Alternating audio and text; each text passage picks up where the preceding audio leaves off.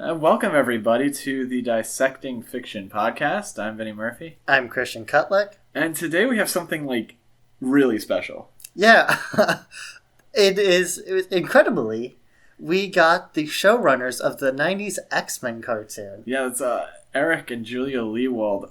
X-Men, obviously, a huge part of a lot of people's childhood, but there's about a 30-year period in animation where if you were watching anything with any consistency, you've run into the Lewald's work. Yeah, because they basically did most of the action cartoons of the 90s, at least the big ones. And even beyond that, they worked on Disney Afternoon stuff. Yeah. And they've worked on things far after that as well. We'll get a little hint in this interview of where things are going, too. Just a little teaser. Just a little tease, but it's a cool one. Eric, along with Julia, also wrote a book called Previously on X-Men, which might be the best document of 90s animation I've ever seen. I don't know how many of our listeners actually follow production history and things like that. For me, I like to read Steven Universe production history and things like that. The 90s was a very different period, at least for animation. This book goes into great detail about the intricacies of that era, because there's a lot that just was then, isn't around anymore. What's impressive about the book, and we'll discuss this a little bit during the interview too, is just how much different content they put into it. There's just straight up interviews, there's episode descriptions, and they go into a little bit of the process on every episode of X-Men. Every episode. And we touched some of their favorites, some of our favorites.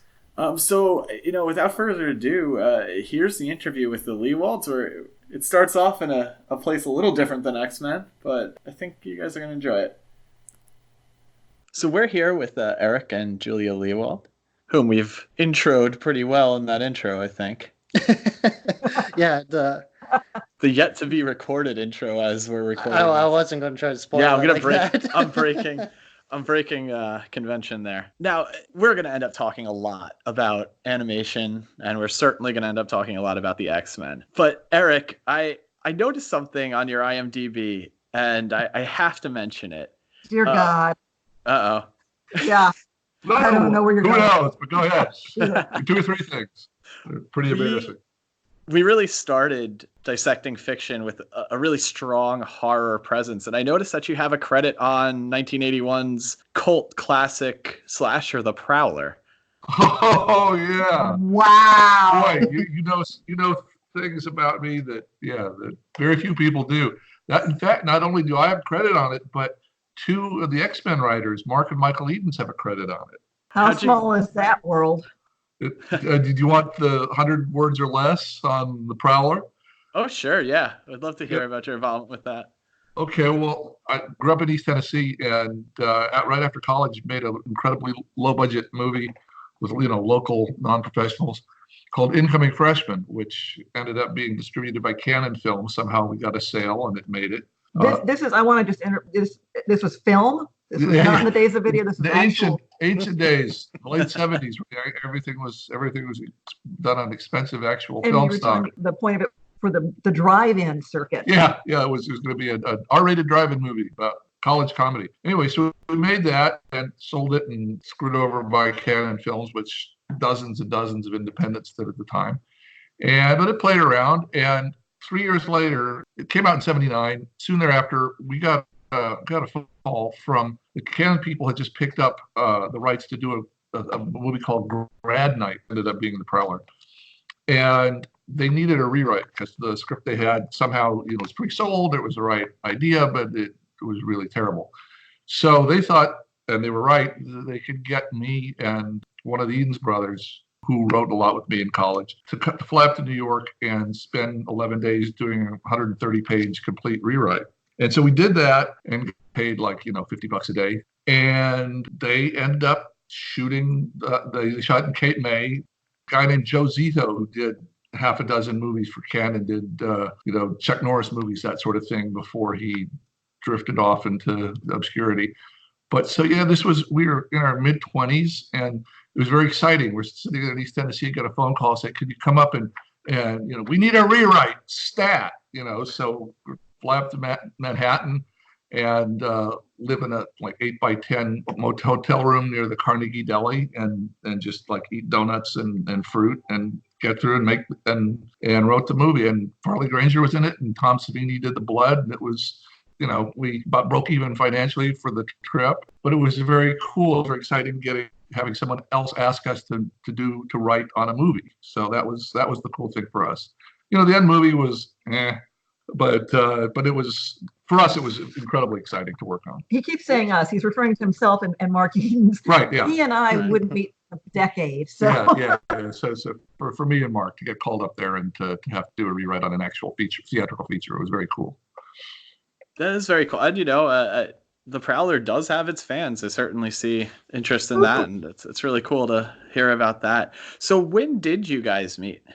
At Walt Disney in April 1988. You want to? I'm from Texas, or I guess born in Wisconsin, raised in Texas, and I say that just because I decided after college people moved to California and got paid to write.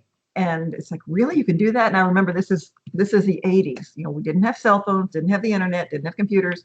But I just said, I got to try it. I got to see if I can work. So I came out to California and spent 10 years banging around, as you do, trying to figure out how to break in.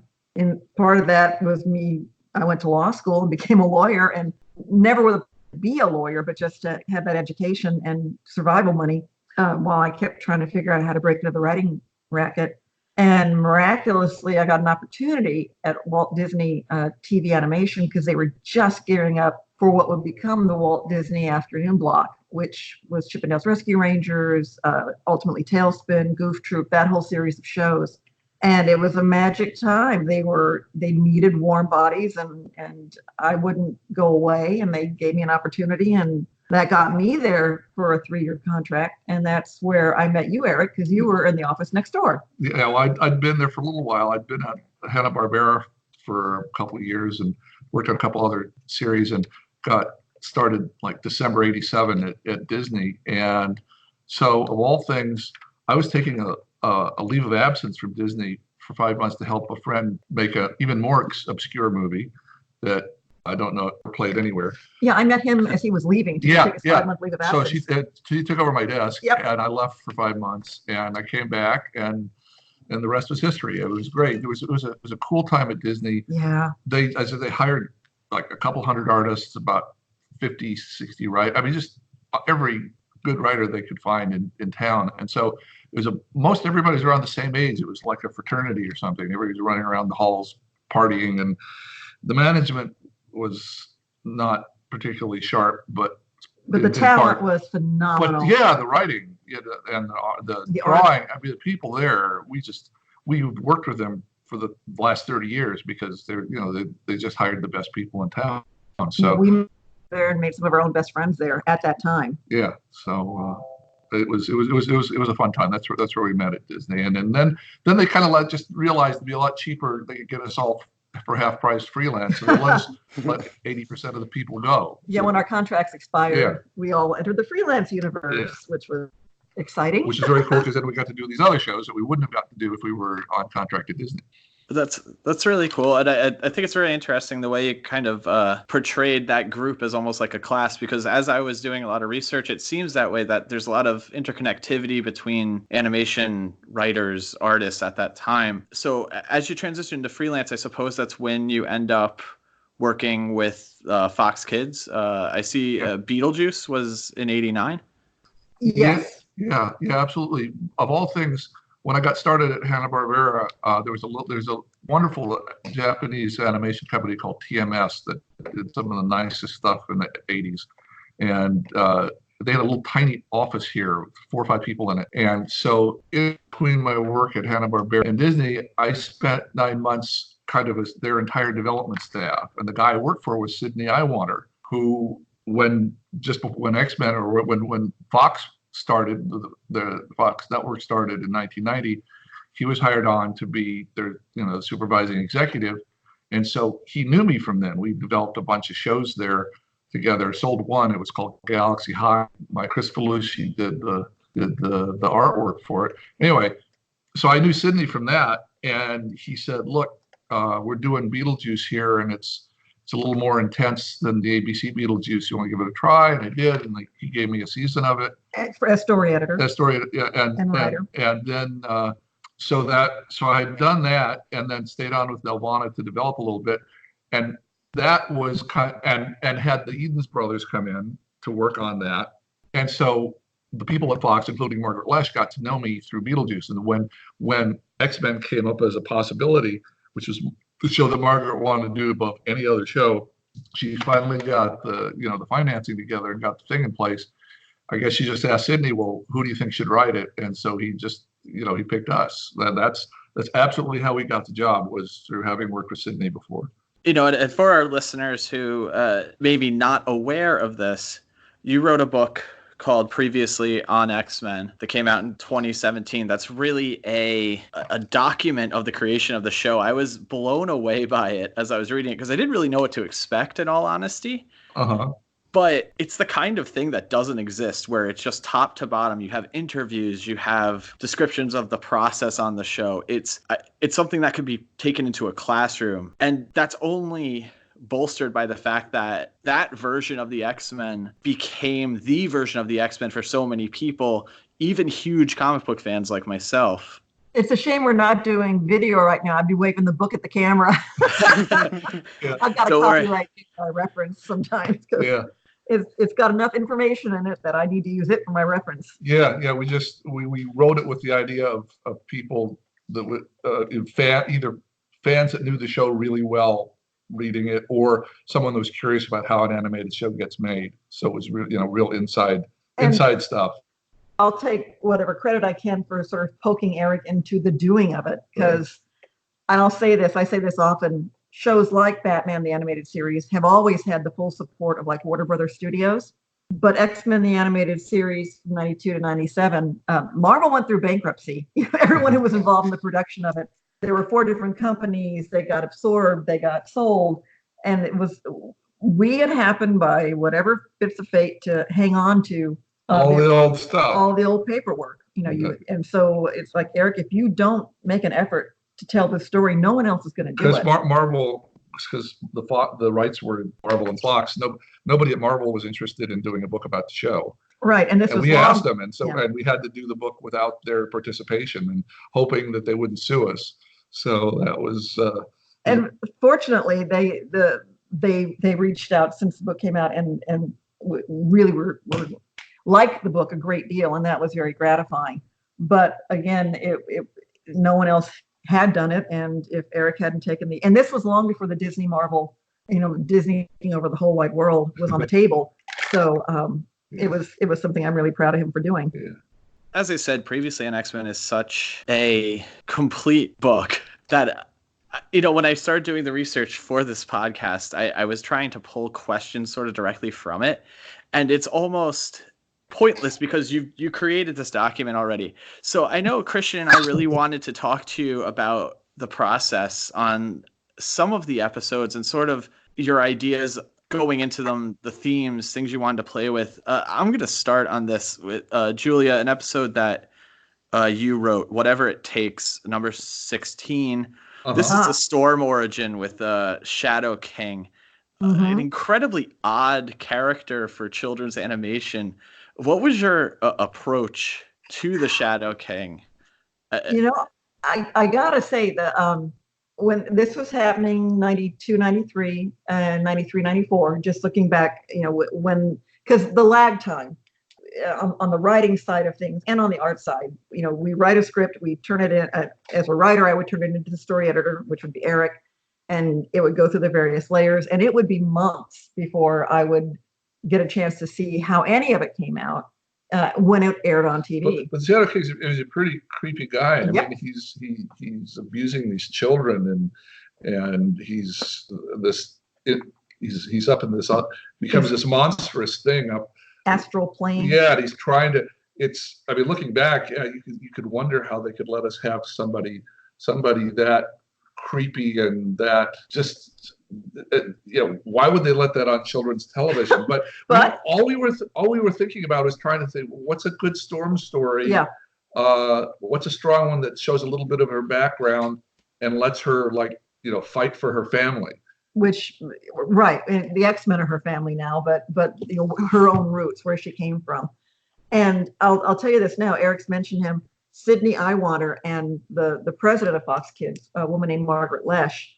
It happens to be a half-hour animated show, mostly on Saturday morning, but think of it as an hour-long live-action drama and run with it. And I came from Disney. No one basically before or since has ever sort of given us as writers that directive, which was crazy freeing. I mean, it was a different mindset. All the way through there's must be 15, 20 episodes that nobody else would have ever let us do.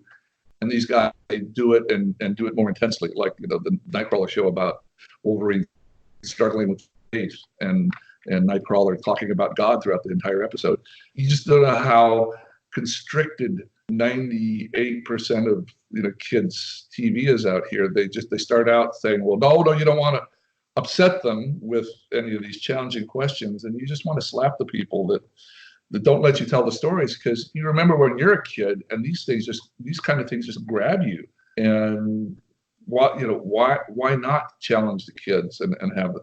But as again, an awful lot of the choices for someone like the Shadow King, that was kind of made for us because he was a major villain in Storm's story. Yeah, and so we kind of had to go with what was there, but we tended to focus on our the X-Men character that say what's a great Scott story, confronting his father, that sort of thing. And if it ended up being a really cool adversary, that was great. If it ended up being with no real adversary at all, but it just was a personal story, that was great too. We started the story making process by thinking about one of our lead characters and seeing the story through him or her. I think it's interesting you brought up that Nightcrawler episode, because it's something that stuck in my head as a kid. It was so personal and so deep for any children's television at the time, paired with what was going on in like the Batman series at the same time. Like Fox had this weird advantage over everyone just from the stories that were being told. I think, Eric, having read the book, and I'm not going to obviously read through any of it, but I want our listeners to pay special attention to a letter you wrote to Bob Harris concerning the Nightcrawler episode. I thought that was one of the most interesting things in the book. There were a couple things. First of all, he didn't like the coincidence of stumbling upon an adventure behind that. But I think the most important thing for Bob and Joe Calamari, who were the two guys from Marvel who we corresponded about every story and every stage of every story, was that about Wolverine, and about he's somebody that is struggling and searching. And he's not cynical. He's not, nor is he at peace like Nightcrawler seems to be. He's somebody in the middle of it, where he's seen everything in life because he's so old, so much older than everybody, and yet he's still struggling to find the answers. Which is very, it's very dramatic. It's a really cool character to work with, and I think that Joe, in the letter, Joe, I was telling that Joe, no, Wolverine would be struggling with his fate, and don't not let him have that. He's that deep and rich a character. And I think it's also fascinating. And again, here we are in 2019, looking back on this. It's not that Wolverine becomes converted to Christianity. That's not what this episode is. This episode is instead, I think, a genuine examination of the idea of religion, how one person who presumably shouldn't be comforted by this, and that would be Nightcrawler, takes great comfort in that, and someone like Wolverine, who's searching, is able to have that conversation, or that examine that with Nightcrawler in the story, and then you look at Gambit, and he's not having any of it. He's says life's random. Yep. Don't give me this crap. Yeah, so you've got a real amazing examination in less than 30 minutes. And again, it's in the, you've read the book, so there's a person that we really credit, and that's Avery Coburn, who was the censor. She let us ask these questions on children's television. She let us say, have a character like "Life's random, there is no God" out loud on a children's show, and she let us have people furious and wanting to kill each other, and it's just, if she hadn't, then the show wouldn't have been there, and it was absolutely up to her. She had final cut, so to speak. So yeah, those are three names you'll hear us mention over and over. So raise a glass to Avery. Yes, Margaret Lesh, Sidney Iwander, and Avery Coburn, because it's rare you get executives who kind of get it, whatever that it is, and who can pull it off. And they were there for Batman, they were there for The Tick, they were there for Spider-Man. That group of people and Beetlejuice, that allowed all the writers and artists to work on half a dozen shows that they wouldn't have a chance otherwise. And interestingly, something Avery told us that was funny to me, because Batman and X-Men have a lot of violence in them, and we get a lot of questions and pushback on that. And it was maybe a little quaint looking back, but at the time it was a lot for a kids show. But we didn't get angry letters from parents about X-Men almost at all, which we were kind of expecting, we were bracing for. The show that got the most angry letters from parents was Beetlejuice, because he was a demonic creature that lived, in effect, in hell. In the afterlife. So there was a certain amount of religious viewers that were not pleased that Beetlejuice was on the air, and from what Avery said, she got more angry letters about Beetlejuice than all these other shows put together. That's really interesting because as a kid growing up in that era, I actually saw the Beetlejuice cartoon before I saw the movie. And so when I got to the movie, I was kind of disappointed how underpowered he seemed, but and there was no skeleton, which was my favorite part. But I don't think it's a question the impact that X-Men's had. But following the end of production of X-Men, there were a couple of shows that were quite popular. You guys worked on. I was a big fan of Mummies Alive myself. I really liked Egyptian mythology and things like that. And that's kind of really introduction for me. I want to shout out to Seth Kearsley, who was the designer on Mummies Alive. Is great. Crazy young guy at the time, in his 20s. And he's 23, I think, when he drew just about every storyboard on that. Just an amazing talent. Yeah. So and that was one where, to be honest, we got some pushback. We were going to make it even more Egyptian and a little more adult. But one of the partners that put up most of the money for the show wasn't pleased with that, wanted it to skew younger. Yeah. So it's one degree younger than we would have made it if we hadn't got the pushback. But still, it was a great fun show. And Julie and I and Michael Edens, it was our baby from the beginning. Creatively from the beginning, it was a lot of fun. Yeah, it's obvious that there was a lot of care put into Mummies Alive. I even remember another one with a great theme song. X-Men always gets talked about a theme song, but Mummies Alive had a really cool theme song too. Yeah. The other thing we wanted to do, I know, was we wanted to ask about how much you pushed the envelope in Exo Squad, because you talked about in the 90s about censorship, but Exo Squad really kind of pushed things forward with the violence and everything. So the kind of backstory on that is the first 13 episodes of X-Men. Well, if they are in the book, right? But for the audience, dear. Yeah. But that the show was done, and none of us had, or I came in next. You had contracts that extended beyond the first 13 episodes. So all the creative staff, Will Mineo and I and the Edens, everybody was just let go. Mm-hmm. And so we had 4 months before the show premiered in January where to know if it would even work or not. Yeah. And so by chance, the reason that Exo Squad pushed the envelope even further as far as adult violence and action went is that the guy at Universal who hired us to do it, named Jeff Siegel, he had hired me and Mark for our very first job in animation back in January 1985. Called Challenge of the GoBots. He was a really great guy to work for and liked intense adult stories. So he got hold of the development for Exo Squad, which I believe was J. Michael Straczynski. I can't remember who. Some massive Bible that's laid out the whole world, but didn't really deal with the characters of the stories. So he called us as soon as we were done with writing X-Men in July and said, guys, you've got an opening here. Even if they pick up X-Men again, come over and get this started. So we did. And the idea of, Mark and Michael and I all liked like adult, like R-rated action movies and, Westerns, war pictures, whatever. And they were both serious history majors. So when we set up this Exo Squad world to have, in effect, it was going to be 65 episodes of a war starting and then gradually taking the planets back. We had it start out where this guy comes down and he melts Congress. Yeah. And, think about that for a kid's show, but yeah, it wasn't like someone just came down and was angry or said a bad word. He just destroyed the government, and then people kind of scrambled and figured out things. But Jeff Siegel was the one that allowed us again to do that. And I'm going to interrupt here just to point out again, in the 90s when this was happening, you had ABC, NBC, CBS, and you had Fox TV. Those were big networks, which a lot of folks don't necessarily realize today. And then you had syndicated channels throughout the country.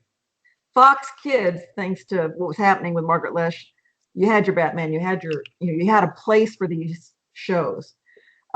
Jeff Siegel at Universal they were working hard to try and come up with their own version of, like, say, a Disney Afternoon, some kind of block of Universal animation. And so they were willing to swing for the fences with things like Exo Squad, but they didn't have a distribution platform. Yeah, they hadn't really figured out yet where to get it distributed. That was one of the frustrations for us, that, instead of getting it on one of the networks, I think maybe it was a little too intense for the networks.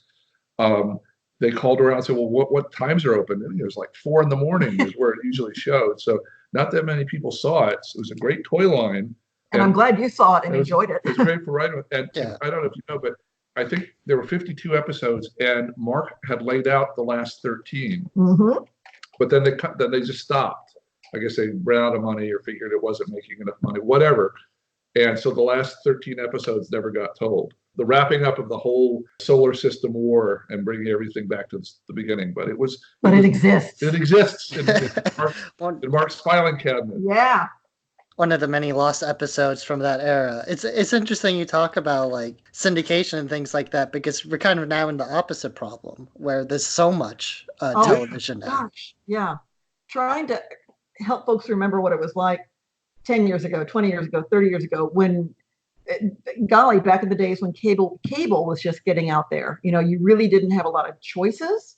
And if you didn't catch it when it came on, you had to hope they repeated it, or, hope your parents let you play with the VCR and then later the DVR. And now here we are where you can stream it on your phone, and you don't know from what. You don't know from, I can't see what I want immediately. Yeah. It was a different back then. And there's so much great stuff right now. It's hard to pick. And the one thing that it seems to be missing, in the old days, since there was so little choice, if something was good, half the country, we watched X-Men every Saturday. That was what the rating said. Half the TVs on were watching. And so that meant that you go to school and everybody was talking about it, because everybody that watched television, or half the people in your class would have seen it. And nowadays, a hit might be 5% out of 50%. So it's weirdly not quite the communal thing that it was back when we were younger.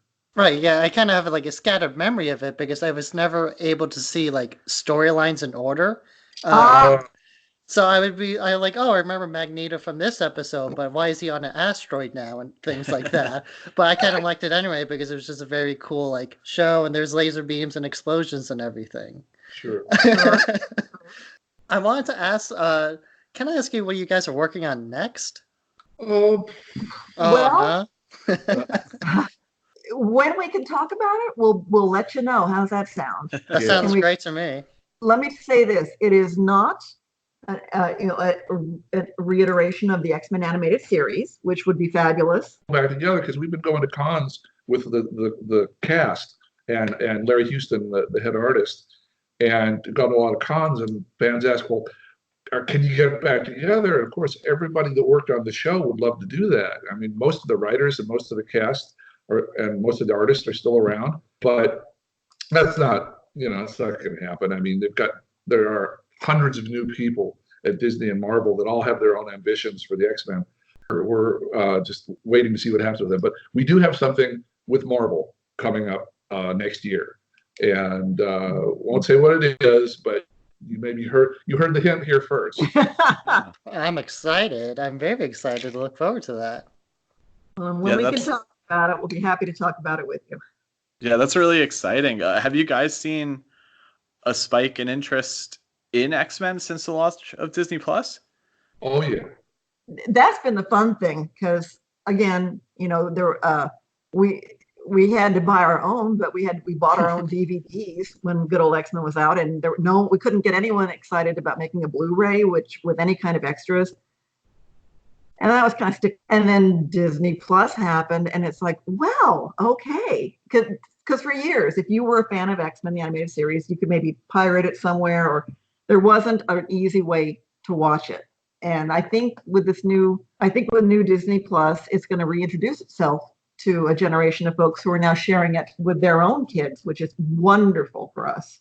We just love that there's this generational connection. We get a lot of that at the cons when we talk to people. We do a panel, and afterwards, a guy that's 40 who was 13 when the show premiered is there with his 8 and 9-year-old kids who are now watching the show with him, and that very cool to us that it's something that's been able to last. We each worked on over 40 shows, and not everything lasts. Not everything ends up as good as you hope it would. Or it doesn't hold up when you look back at it. Yeah, where it could have dated badly in some ways.